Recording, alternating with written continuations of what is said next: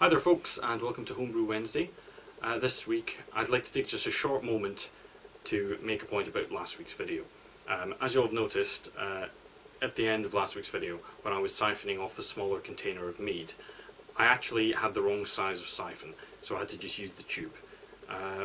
I'm actually in the process of getting a fluid transfer kit, so that won't happen again. But it's a good point to bear in mind and make sure that you do actually have the correct tools for the job you're trying to do. And it's a good idea to check in advance before you set up the video and start and record it. This week I'm going to show you how to make a very basic mead. For people who want to get into home brewing and you think, am I even going to enjoy the process of making my own home brew? Now, if you're the kind of person who does like that, then yes, absolutely. But it's a good idea to make sure that you actually know what you're getting into beforehand, before you go out and start buying, £100 worth of beer making equipment or wine making equipment and great big jugs and carboys. Make sure that you actually are going to enjoy the process of doing this, so that you're not going to get sick of doing it 5 minutes in and never try it again.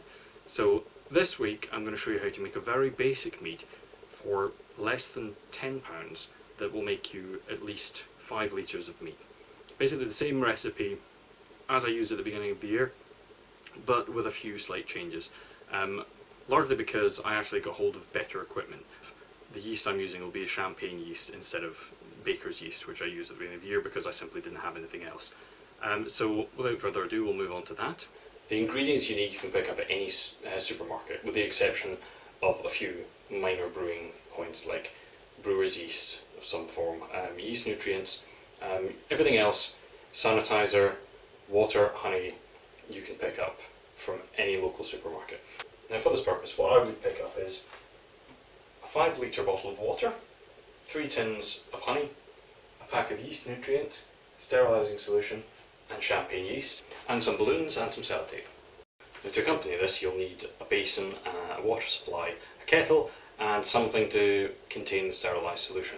Now for that I'm just going to be using a basic Pyrex jug. Step number 1. As you can see, I've filled up the jug with hand hot water. I've put half a teaspoon of the sterilising solution into which I will pop the spoon. I'll also be placing into that 1 long stirring spoon. And we'll leave that to the side for at least 20 minutes to sterilise. In the meantime, this is a good time to start setting out the honey. Now to make sure that the honey runs easily out of the jars, it's a good idea to leave them to steep in hot water for at least 15 to 20 minutes. Because this is the same amount of time it takes to sterilise your equipment, it's a good idea to just do these at the same time. In the meantime, make yourself a cup of tea and get on with life.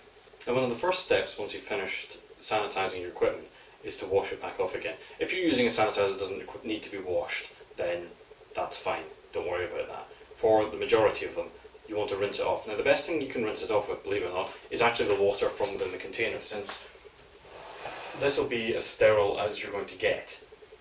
So open it up, take out your equipment and pour some out, because the other thing you need is to make sure that your water doesn't fill the entire jar. See, this much area in the bottle will be needed because it'll foam up and ferment. So you ideally want to lose that portion of the water. So the best thing to do is to pour it into a separate vessel.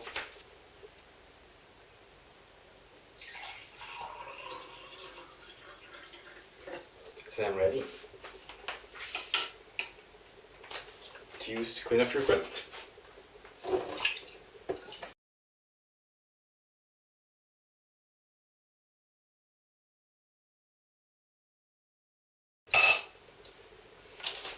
Cheers. Having removed the honey from the water, we're now ready to proceed. So, step 1, open up your honey, make sure it's not too hot to hold at this stage, and simply pour it in.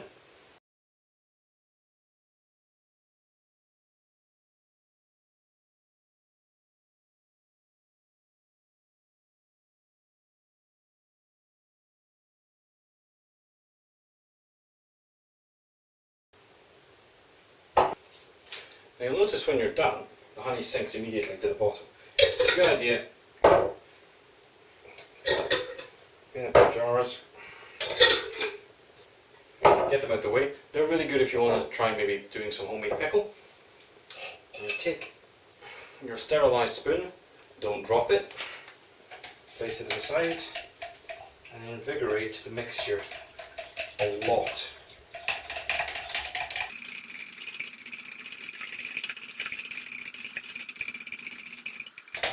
All we're doing at this stage is getting it moving a little.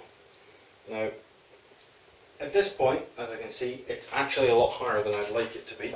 So, if this has happened to you, now's as good a time as any. Pour off a small amount.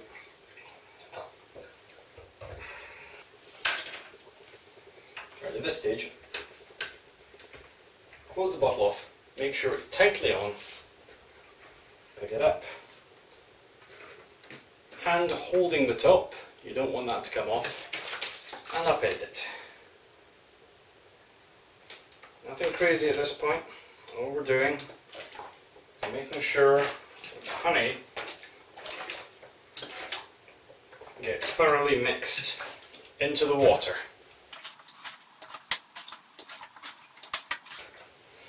Don't tire yourself out at this point, because you're going to have to do a lot more of this later on.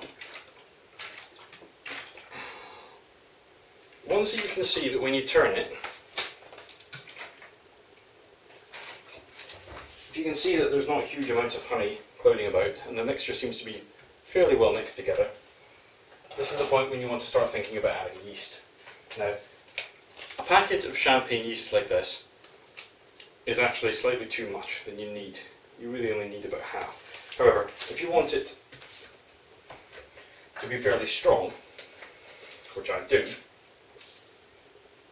then at this point, it's a good idea to pour it in. One of the reasons I've used champagne yeast is because you don't actually need to try and make any mixture of it first. You don't need to try and bring it to life. All you need to do is pour it straight on the top and let it sink in.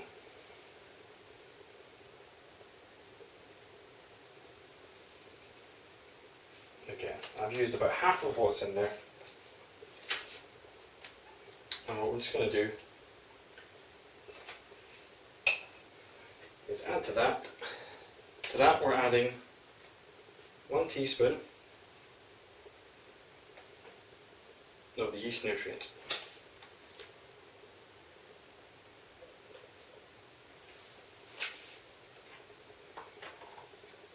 The reason we do that is to ensure that the yeast doesn't die.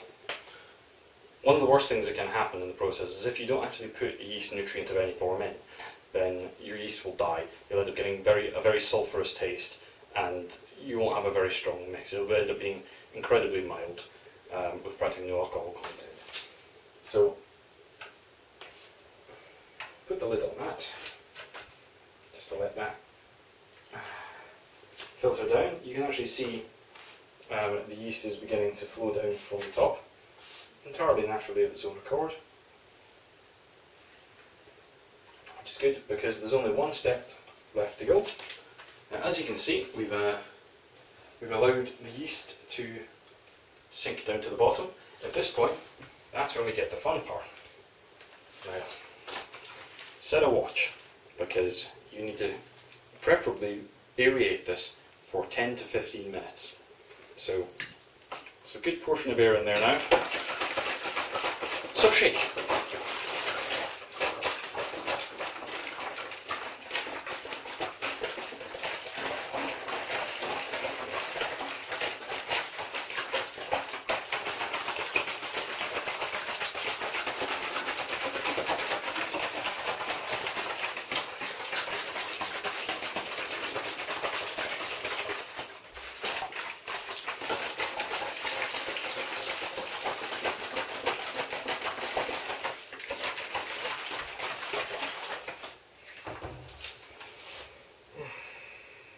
Now, because of the nature of this is beginner's mead, and the idea is that you probably don't have all of the equipment, that's why we're using a very, very basic airlock here.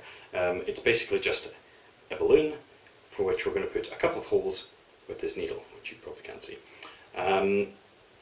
Literally, you just take the balloon, pop the needle through.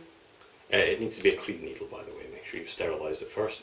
Held up, preferably if you've held it under match for a second or two and then allowed it to cool down again, as I did, and dipped it in vodka. because there's absolutely no point in sterilising everything and then using some dirty old needle that you found in a cupboard somewhere. Popped several holes in that. Now, there shouldn't be enough oxygen getting into this to actually cause the balloon to burst. All it will blow up from the carbon dioxide that's released by the yeast eating the sugar in the honey and feeding off the yeast nutrient and giving off the gas. It'll blow up the balloon, and the balloon will expand and let the air out, let the carbon dioxide out, but not let the air back in.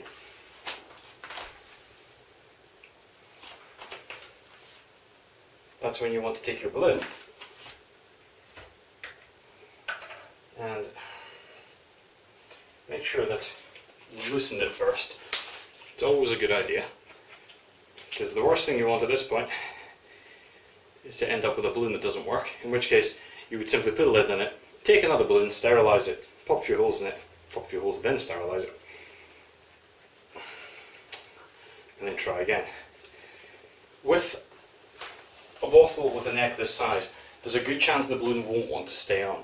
That's why you have the sellotape. So all you need to do is tape it on. That way you're ensuring that you've got an absolute seal and that it's not going to pop off just randomly. Right. Make sure they're decent balloons, because you're going to want to start doing this kind of business over the top. Nice tight seal. Take your sellotape, but the only thing in the entire business, it doesn't need to be sterilised. Get a fresh piece. Make sure your hands are dry. And sellotape it.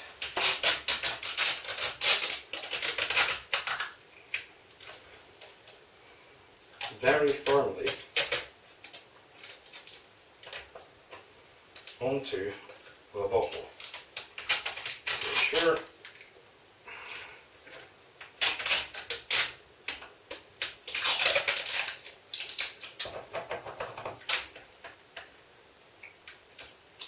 that it's got an absolutely tight seal. Yep, there we go. Leave this on. And there you have it. Now it's a good idea at this point to label your mead and to put it away somewhere warm, because over the course of the night that balloon should pop up, fill up to about this size, and we should see some foam forming inside there. Don't worry if it hasn't started within the next hour or two. Generally it can take quite a little amount of time to go, but if you find after a day or so nothing's happened, it might be a good idea to either make sure that it's in a slightly warmer place, or secondly, if absolutely nothing happens at all, try and get hold of some restart yeast and get it going again. If absolutely necessary, then add the rest of the yeast from the packet, stick a new balloon on the top. I wouldn't add any more yeast nutrient, but that should be enough just to get it going. In the meantime, that's the mead more or less ready to start its initial fermentation. Now, the initial fermentation can take anything between 3 weeks to 2 months, and at that point you'll know when it's finished, because it'll spend at least a week with the balloon lying more or less flat after it's been up to about this size. But once it ends up spending more than a week without any sign of any extra gas coming out, that's a good point to then rack it into a secondary container, as we did in the previous video. Well, as you can see, the mead's now living up on top of the warm shelf where it's staying with the rest of the mead from the previous batch. I like to keep it up there because it keeps it at a slightly higher temperature than the rest of the room, so it's at optimal temperatures for brewing. That's more or less it for this video. If you have any questions, please just pop them down there in the comments. Please subscribe if you haven't already, and feel free to share this on Facebook, Twitter, or any other social media sites. As I said, I'm here to answer any questions. Until then, happy Homebrew Wednesday.